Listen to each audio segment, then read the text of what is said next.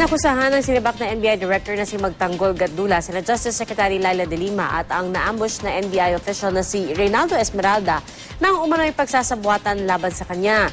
Kasabay nito, humiling din si Gatdula ng proteksyon mula sa korte dahil sa umano'y mga banta sa buhay niya at ng kanyang pamilya. Mula sa Maynila, may ulat on the spot si John Consulta. John?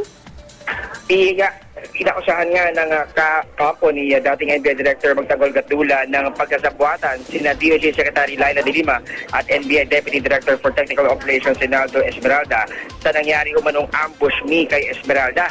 Ayon kay Attorney Abraham Espejo, may hawak sila mga testigo na magpapatunay na stage lang ang nangyaring pag-atake kay Esmeralda para daw magkaroon ng basihan para arestuhin si Gatdula.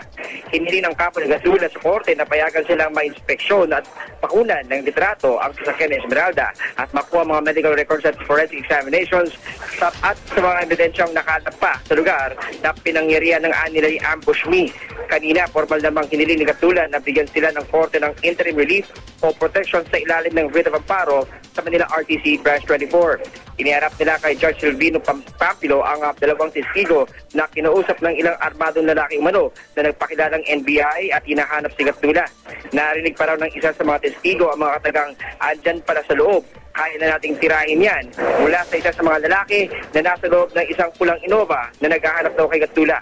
Mari namang tinutulan ni Assistant Sergeant Amparo Dan ang hiling ni Gatdula at sinabing nais lang umiwas ni Gatdula na harapin ang kasong kidnapping at illegal detention na isinampa laban sa kanya ng Japanese national na si Norio Ohara.